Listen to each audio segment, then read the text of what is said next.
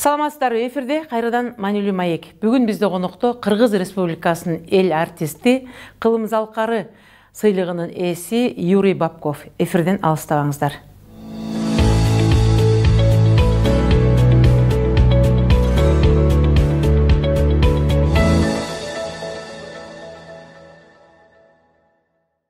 Саламатсызбы, Юра мырза, студиябызга куш келиптирсиз. Бүгүн биз жалаң чыгармачылык топтор менен маектешип жатабыз. Сиз биздин экинчи коногубузсуз. Кирип келген жаңы жылыңыз менен, жаңы жыл кандай өттү, эски жыл эмне менен эсиңизде калды? Негизи эле бүгүн эмне менен алексиз? Коомчулукка азынаак ой бөлүшүп койсоңуз. Рахмат, саламатсыздар, дагы саламатсыздар көрүүчүлөр. Сиз да жаңы жылыңыздар менен. Былтыркы жыл аябай биз үчүн жемиштүү болду. Айтып кетсе, мына августтан бери даярданып баштап, мамлекеттик тилдин 29 жылдыгына көрсөтүүнү тарттык. Андан ары мен ойлойм, чоң нерсе тартылды, көп чуркадык. Аянтта концерт койдук телевидениянын 60 жылдыгына. Көп жылдыздар келди, элес, баары эле кайрат. Эл үчүн чоң концерт болду. Концерттен кийин 500 кишидей арулуктарды алып чыктым. Өзүнүн кийимдери менен флешмоб, бир саатык флешмоб тарттык. Бул мындай айтканы менен чоң иш. Андан кийин эле дагы телевидениянын 60 жылдыгына телевидениянын ичиндегиси менен аябай алектендик. Анан мен ойлойм, биздин форматта эмес, биздин атабыз Чыңгыз Айтматовдун 90 жылдыгына көрсөтүүнү тарттык. Биздин форматта эмес дегеним, баягы биздики шоу программа кетет го. Биз классикалык түрдө тарттык, бир сааттык. Абдан сонун болду да деп. Эми жаман өзүм мактайт эмес да биякта. Анан ошондон кийин эле адаттагыдай быйылкы ошо көгүлтүр отубузду тарттык. 7 күн съемка болду, 8 күн монтаж болду. Бирок жемиштүү болду аябай. Кудай бир жардам берди. Анан биздин долбоордун эстрада жылдыздары менен бирге өзү жамааты абдан жакшы. Анда иштеш жеңилирээк. Бирок өзүнүн татаал жагыттары да бар. Профессионал эместер десек, эми биздин да октябрь-ноябрда ырдайлы кыргыз ырларын 10 жылдыгы болгон. Эми аны кандай десем, 60 жылдык болуп атса, 90 жылдык болуп атса, мен анан тим койдум да, уятта, ошол жерде биздин 10 жылдык концерт коет элек, элге отчет депчи. Анан мен муну мартка которуп койдум, ушул жылга. Быйылкы жылдын мартына, Көгүлтүр отубуз азыр элдин айтымы боюнча абдан сонун болду. Ар бир телевидениядагы сонун, бирок биз ар бирөөнүкү формат башка. Биздики ушу тамаша менен, анан элди кызыктырган биздин ырчылар, арулуттар, эстрада жылдыздар менен ырдайт. Тамашасы көп, күлкүсү көп.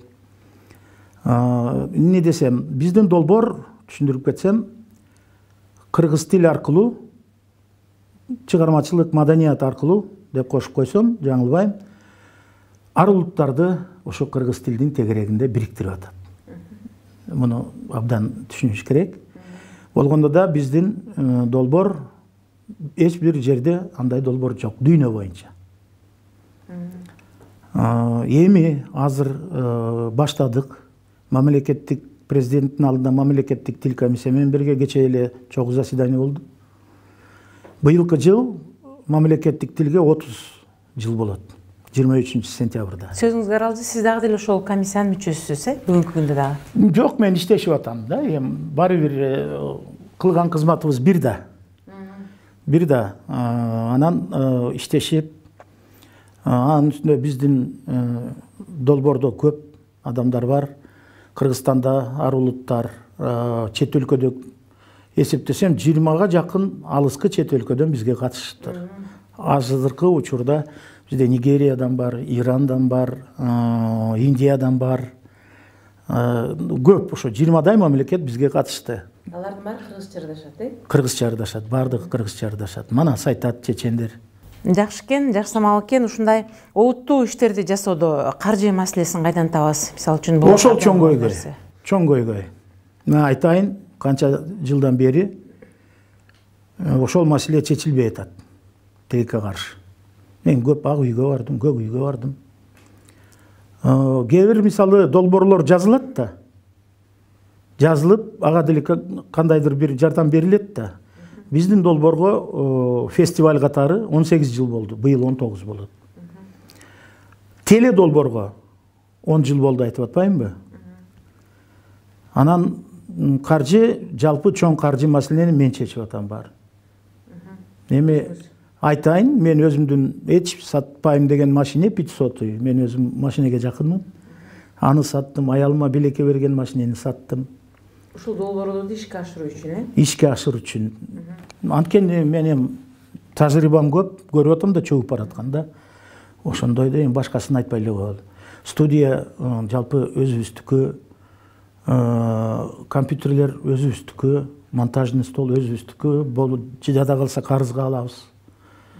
Анан кандай десем, эми телевидениеге рахмат. Уштеп көрсөтүүгө баарын берип, баарын неме кылып атабыз. Эми биз ошончолук биз деле жакшы иштеп берип атабыз. Бирок түшүнүш керек, мен иштеген адамдар менен башка долбоорлор иштесе, эстрада бүт жылдыздары даяр келет, өзүнүн записи бар, өзүнүн минус плюстары бар, өзүнүн кийимдери бар. Башка улуттар келгенде алар бардык эмес да, акчасы барларчы жазганга. Кийимге чейинге да жардам беребиз. Андай күндөр да болду.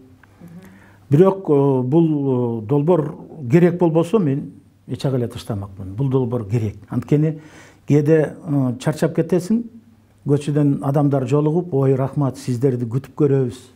Сиздер ушундай жакшы, сизге пак эл батырын бериш керек. Бир жолу чогуу фестивалды айтып коюшум керек. Фестивалды 2000-жылы тил комиссияда башкарып иштеп аткан маркум Казат Акматов менен баштадык. Аркамдан көп чуркады. Мен мындай орусча айтканда отмазка кылып эле тияка барып келейин, бияка барып келейин, анткени 96-97 кадыр түндө өткөргөм да. Андай фестиваль биякта боло элек. Эгер ошол фестивалды менден тартып албаса, мен досум Роза Рымбаева өзү айткан ошондо, көрүп иштегенинде. 3 жылда жүрө сен Азия даусунан ашып кетесиң. Мен арам оюмда турам. Жок Роза, мен 5 жылда Юрмалага жетем. Эң кичи туризм өнүкмөк. Мен азыр деле оюм бар. Колдосо эле мен Билан дегенде деле ар эмелер кылып көлгө фестивалга чакырып элем кыргызча ырдатып. Бир орусча, бир кыргызча ырда кылам. Ар колдон келет. Азырынча ден соолук Кудайыма шүгүр. Кандай десем, эми дагы көп нерсеге үмүтүм бар. Кыргыздар жакшы бар, талантым бар, бирок таанышым жок дегенде болуп, ошол сиздин жакшы ойлоруңуз, идеяларыңыз бар экен, бирок ошого жумшап каражат жумшар экен. Сиздин жеке пикириңиз боюнча буга кандай өкмөт жардам бериш керек деп ойлойсузбу, же кандай деп ойлойсуз? Албетте. Демек көп фактылар бар. Канча биздин долбоорду көрүп, мени токтотуп, аялдары кучактап, өпкүлөп, мен күйөөм биринчи каналды көрчү эмес, кыргызча сүйлөчү эмес. Бир жолу 2006-жылы спорт сарайында өткөргөм да, биринчи жолу сыгандарым чыккан да. Ал үйгө келиптир да ушундай. Сыгандар кыргызча ырдап атат, сыгандар. Ошондон бери андан мекенчил жок кыргыз тилинде.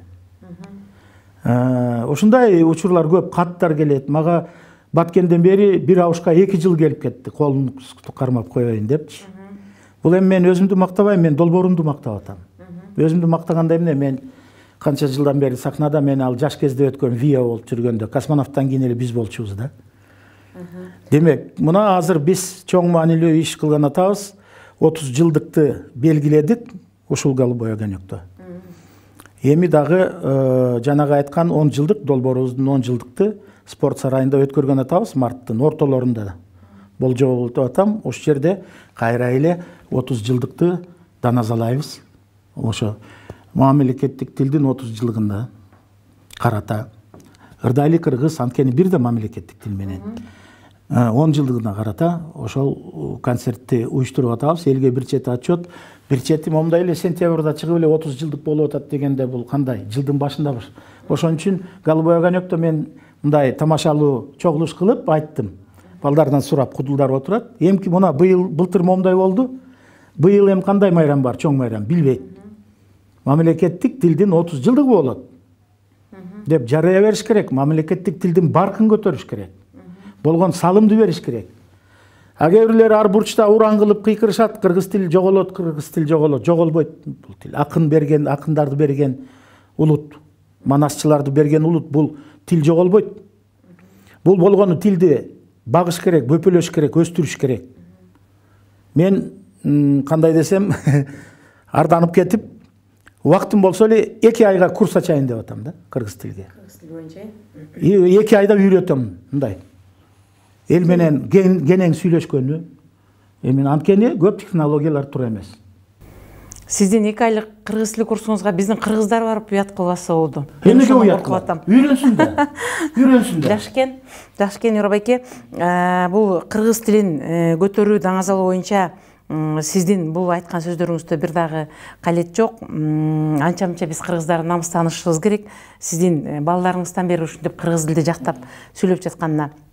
Андан кийинки суроом, негизи бүгүн биздин садиктеги балдардан тартып басалып алган абышка кемпир чалдарыбызга чейин эле саясат боюнча көбүрөөк маалымат алып, саясатка абдан батып алдык белчебизден. Анын ичинде чыгармачыл топтор дагы алыс эмес бул саясатка. Сиздин жеке көз карашыңыз бүгүнкү биздин Кыргызстандагы саясий абалга? Мен саясаттан алысмын. Мен кандай десем алыс. Кирбейм да ичине, аралашпайм да. Анткени мен кесибим башка. Бирок дилиттант катары, орусча айтып койдум. Мен күйөм саясатка. Мекенчил катары деп баса айта алам. Ма бир акылдуу аял убагында айтты эле. Чакырып, табып аял болчу эң биринчилерден. Жаткан жер жайлы болсун. Юра мону карачы, бир гезитке президентти эшекке мингизип коюптур. Президент биз шайлайбыз. Анан кандайдыр бир команда президентке жетишет да, анан ар бирөө президент болгусу келет да, же премьер жок дегенде. Эми андай болбойт да, кайра анан немеге кирип, кайра эле талашып. Канча революция болду? Ар бир революция Кыргызстанды 10-15 жылга артка тартат. Жол тозмой. Бирөө топурак салганы баратат. Бирөөнүн үй баягы өз тагдыры чечилген атат. Жол тозу кандай акысы бар, мен түшүнбөйм. Ар бир адам өзүнүн иштеген жеринде биринчиден жакшы иштеп, биздин жер үчүн, мамлекет үчүн, эл үчүн иштеш керек да. Мен түшүнүгүм. Анан эле бир президент шайлап эле артынан кайра эле бирдемени эметип эле оппозиция кайра эле жазып. Оппозиция болуш керек. Болгондо да өз чеги менен иштеш керек да. Азыр да бир интернет албетте керектүү нерсе, бирок анын жарымдан көбү бул абдан балит нерсе. Ал керек. Балит нерсе дегеним эми ошондой эле. Анын жакшысын эле алып, эгер мына мен 2 жолу уже окудум. Канаттагы окумуштуулар изилдептир, келечекте келаткан эң чоң оору рактан да жаман, спидтен да жаман. Бул ошол гаджет. Интернет, бул электронун. Азыр эле көрүп атабыз. Мына ырыс кандай кинону тартты? Ырыс десем 2 ырыс бар да, Жомартова. Капкан деген. Ошо сотка турулу. Ушундайлар тарбия болуш керек да бул жерде. Рамзан Кадыров эми үчүн балдарына интернетти бербейт. Китеп окулбай калып атат. Көп нерсе оору болуп атат. Үйдөн эле байкап атам, аракет кылып атам да күрөшкөнгө. Анын жерден каралайт. Фейк деген бар. Ал каралаганды фейкти деле билген киши билип коет экен. Мен ойлойм мындай да, бирөөнү каралап атабы? Анын жакшы көргөн достору же эмелери, кандай десем, жакшы адамдар да, алар ушундайга киришпейт, жазбайт. А тигин фейктерди жаза берет жаман деп. Ошону мен кандай десем, муну өзгөчө саясатта укмуштуу хакерлер болуш керек да. Ошонун баарын иретке келтириш керек да, бир сөз менен. А саясатта шайландыбы президент? Ошо президенттин эмеси менен иштеш керек. Биздин мамлекет, мен кандай бир сонун анекдотум бар, той алып барганда айтчу элем. Биз кыргыздар адаттагыдай эле Кудай жер бөлүштүргөндө кечигип калдык. Жер келсек, Кудай көрүп, жер жок калды. Анан көрүп ошон үчүн Кудай да кыргызды карады, жакшы эл экен, жакшы калк экен, кой буларга өзүмө дачага калтырган участкамды берейинчи деп. Мына ошону дөпөлөш керек. Искөлдү сакташ керек, бардык жерлерди сакташ керек. Жумуш көп аябай. Анда мындан аркы суроолорубуз сөзүңүздө калет жок. Суроолорубузду биздин көрүүчүлөрүбүздөн келген суроолор менен айталы. Бул жерде биздин бир көрүүчүбүз жазып жибериптир. Юра байке, биз сизди абдан сыйлайбыз. Айрыкча ушу кыргыз элинин салт санасын бардыгын бийик көтөрүп келе жатканыңызга. Жакында эле бир тууган агаңыз ооруп, Россиядагы бир туугандарыңызга чалып, эмне кылалы, ушинтип ооруп калды, мен көп жылдан бери өзүм карап атам дегениңизде, ал агаңыз аны карылар үйүнө өткөрүш керек деген өз пикирин билдириптир. Анда сиз биз кыргыздар эч качан бир тууганыбызды, карыган ата энебизди карылар үйүнө өткөрбөйбүз деп жооп бериптирсиз. Ушунун чындыгы барбы дейт.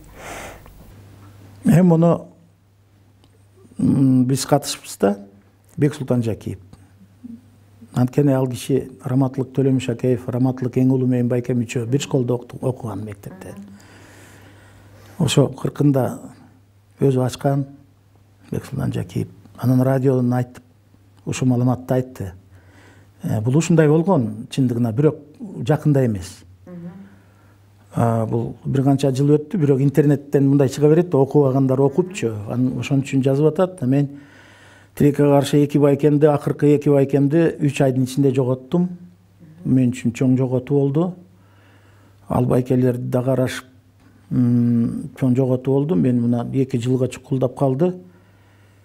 Эми өзүмө келип атам. Мен үчүн аябай оор нерсе болду. Албетте ал байкем Асел экөөбүз 14 жыл жашады. Анткени бул байкем эме болчу да, балбан киши.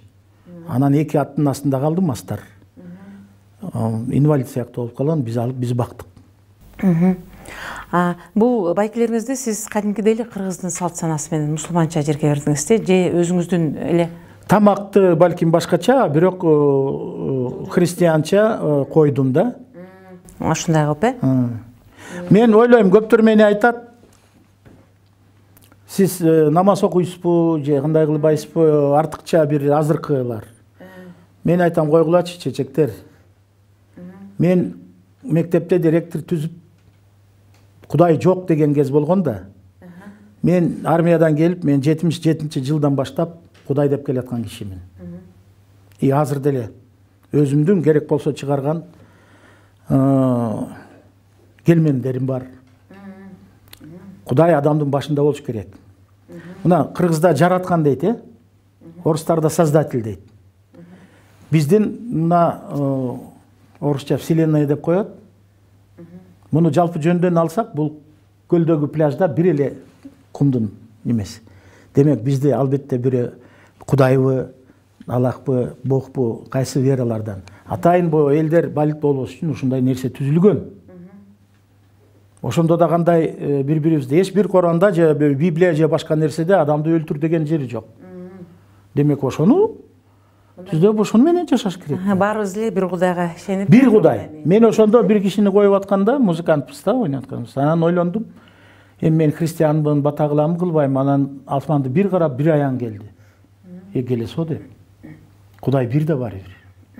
Мына ушул жерден бата кылып, мен ушул жерден Кудайды бөлүштүрбөйм, оруспу, кыргызбы, эң биринчиден адам болушум керек экен да.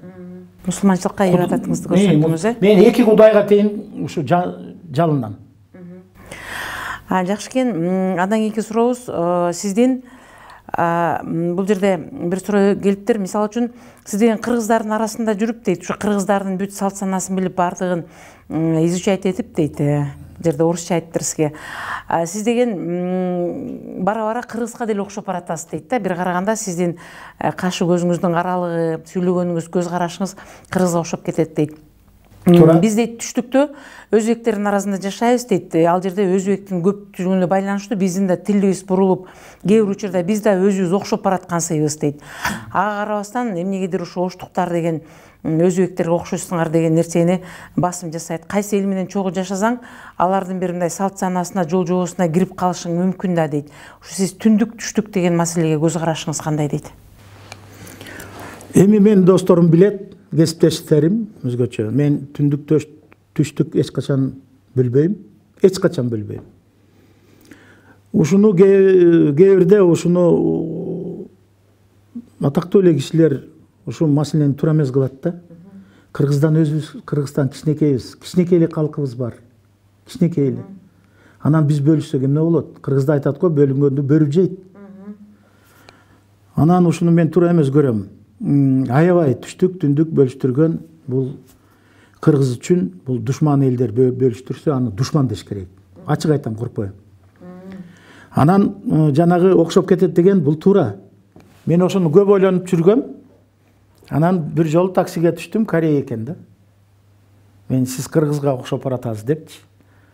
Сиз деле алыс кеткен жоксуз дедим. Анан ошо киши өзүмө тартпай эле коеюн айтты. Коrodо ит жашайбы? Бара-бара кожоюнга окшоп барат. Кандайдыр бир эме менен.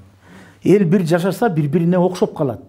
Бул жаратылыштын бир кандай сыйкырдуу абдан чоң нерсе бар да. Бул мыйзам чегинде. Эмне жаман бекен? Интеграция болсо абдан жакшы да. Жаман улут жок, жаман адам бар дейт. Мен эмчи ырдайлы менен калып калдым. Эң башында 2000-жылы баягы менде анда Америка, Турция, Кытай көп улуттар бар болчу, биздин дагы. Bir 10 günden keyin şunu көп айтам да. Карап турсам, өзүм кечиккенди жаман көрөм. Бирок кээде кечип каласың, айла жок. Карасам, булар 10 günden keyin жолукканда тимеле бири менен кучакташып, өбүшүп. Биринчи опера балетте койду, өзүм режиссер койчу болдум. Концерт бүткөн ар бир номер баракелде өттү. Фурор болду. Анан концерттен кийин өзү бири-бирине кандай мамиле жасап, ушунчалык бүт улуттарчы кыргыз тили аркылуу. Ошондой жүрөгүм жылып, анткени мен кадыр түн тартып алышты да. Менден эки койгондон кийин. Кой бул керек экен дедим да, керек экен. Бул кыргыз тили аркылуу айтып атпайм, бүт улуттар биригип атат. Мисалы менде азыр 4 индус кетти Индияга, врачтар. Мага эмен жиберди WhatsApp'танчы. Индиялык достор менен отуруп, мен көлгө жалгыз келдим деп Ильястын ырын ырдап атат. Бары кол чыгып атат. Жер жүзүндө азыр ырдалып атат кыргыз тилде, жер жүзүндө. Бул дагы бир айтайын, мени мактаган жерим жок, анын кереги жок. Бул биздин долбоорду мактап атам. Бул керектүү нерсе. Анын үстүнө бул жер жүзүндө мындай долбоор жок. Эксклюзив. Анан кийинки сурообуз мына, бул сиздин келиниңиз Жанетта жөнүндө экен. Негизи эле ошол чыгармачылык топту дейт, бир топ ушундай бир пикир келишпестиктер боло берет. Мисалы үчүн Айчүрөк менен Анжеликанын пикир келишпестиги дейт. Биз билгени Жанеттаны Жанетта кылып кыргызга тааныткан, чыгармачылыкка тарткан сиз элеңиз, сиздин үй бүлөңүз эле дейт. Жанеттадай ырдап, бирок эч жака чыга албай жүргөн кыздар канча. Бирок ал орто жолдо ичкен кудугуна түкүрүп койгондой болуп калды. Жеке пикириңиз дейт. Мен Жанетта боюнча жаман айткым келбейт. Мен неберелерим бар, ошол жакта бир туура эмес иш кылып атканы неберелерди алыстатып атат да. Уул келип атат. Туура эмес. Жанетта мен менен мамиле бузбай. Жинис экөө ажырашты. Мен менен эмес да, мен неберелерим бар. Мен балдарга да биз азыр деле жардам берип атабыз, колдон келишинче. Мен анда чыгармакмын. Жардам бермекмин да. Дагы деле жардам бермексиз. Дагы эле жардам бермекмин. Анан өзү эле терс карап, башкача кылып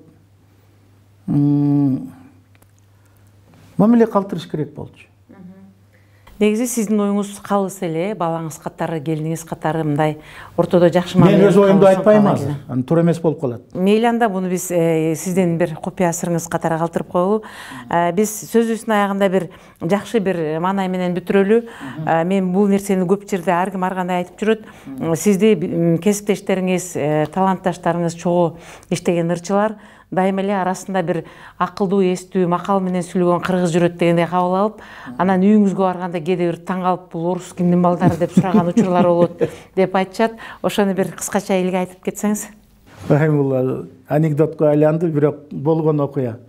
Көптөр Бокомбаевди айтып коюш керек. Мен Чоролордон кийин эле чыкты биздин топ. Анан мен көрүп калдым гастролду, кичинекей болсом да. Кандай кыйынчылык, бекеринен айтпайт артист. Бир көргөн хан көргөндү көрөт, бир көргөн кулду көргөн көрөт. Даана сөз.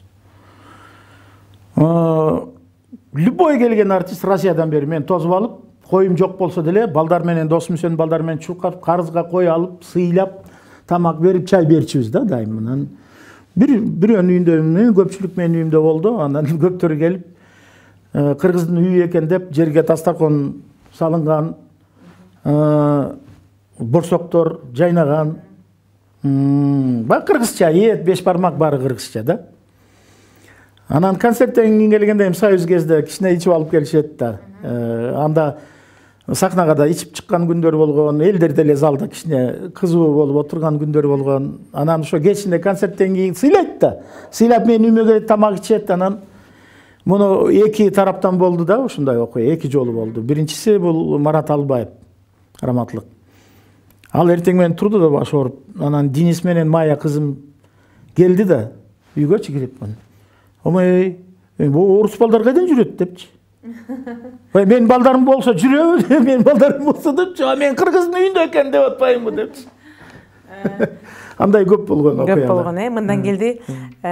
Сизди эч кандай жогоруда сиз айткандай жаман уут болбойт, жаман адам болот дегендей, ошол кыргыздардын арасында кээ бир биздин кыргыздарга караганда ошо биздин салт санаабызды, сый-урматыбызды жакшы билип тосконуңуздун бул бир белгиси экен. Анда эмесе Юра мырза, мындан аркадагы иштериңизге ийгилик каалайбыз. Баары жакшы болсун. Чындыгында бүттүн кыргыз элине бүгүнкү күндө ошол дүйнө жүзүнө сиз деген кыргыз, ырдайлы кыргыз ырларын деп чет жактан келген иностранцтерди ырдатып, чет жактан келген меймандарды ырдатып, бүгүн кыргыздын ырларын дүйнө жүзүнө жайылтып жатасыз. Бул ишиңизге дагы көптөгөн ийгиликтерди каалайбыз. Оорубаңыз, бар болуңуз. Сиз барда ырдайлы кыргыз ырларын темасы эч качан өчпөйт. Ар дайым кылымдар бою жашай берет деген ниеттебиз. Рахмат, мен да ойлойм, мен жок болгон күндө да болот. Анда ойлонуп атам.